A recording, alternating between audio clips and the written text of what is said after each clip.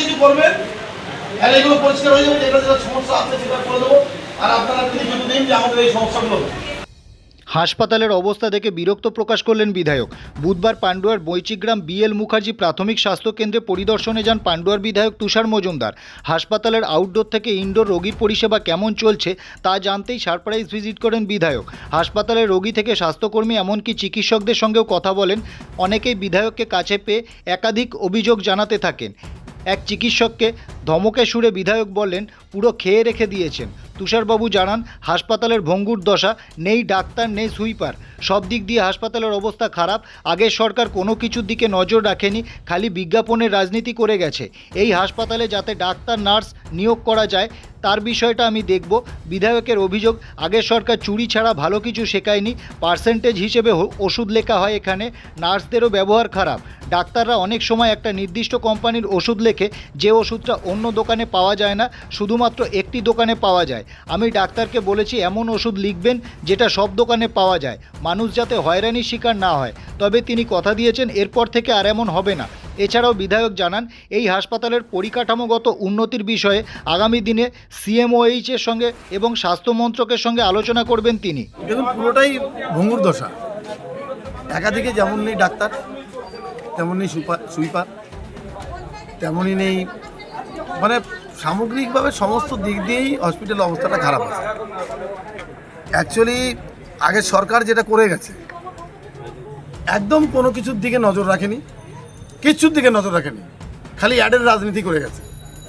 আর add দিয়ে দিয়ে দিয়ে দিয়ে মানুষকে পুরো বিভ্রান্ত করে দিয়ে মানুষের আদতটাকে নষ্ট করে দিয়েছে। আর আদতটা এমনই, যারা চাকরি করতে আসছে সেই চাকরিটা তারা করে চাকরিটাই শেষ কথা তাদের। যে সামগ্রিকভাবে পাশ থেকে যে নজরদারি করা, যে একটা নজর এক জায়গায় থাকবো, একটা ঘরে থাকলে সেই ঘরের রক্ষণাবেক্ষণ দরকার থাকে, তো এরা কোনো দিকে নজরই রাখে না। একটা কাঠ ভেঙে পড়ে রয়েছে, একটা লোহার একটা পড়ে রয়েছে, সেটা দিকে নজর নেই, ঠেলে একটু সরিয়ে দিলে হয়ে যায়। কেউ সেটাকে ধরেও সরাবে না, বসার জায়গাটা পুরো বন্ধ হয়ে আছে। তো সামগ্রিকভাবে কোনো কিছু এখানে ব্যবস্থা ভালো নেই, আর ডাক্তারেরও অভাব আছে। তো আমি বললাম যে এটা আপনারা লিখিত দিন, যে বিষয়টা আছে আমিও একটু দেখব বিষয়টা, যাতে আপনাদের পরিষেবাটা যাতে ভালোভাবে দিতে পারেন। আপনাদের সুবিধা আমরা যেরকম দেখব, তেমন আপনাদের দেখতে হবে পাবলিকের সুবিধা। অনেকে অভিযোগ করছেন যে যার ওষুধ লেখা হচ্ছে সেটা বাইরে, মানে একটা দোকানে, পার্টিকুলার একটা দোকানে পাওয়া যাচ্ছে। এরা তো এখানে পার্সেন্টেজের বিষয় আছে। আগে সরকার বললাম না, আদত নষ্ট করে দিয়ে গেছে মানুষের।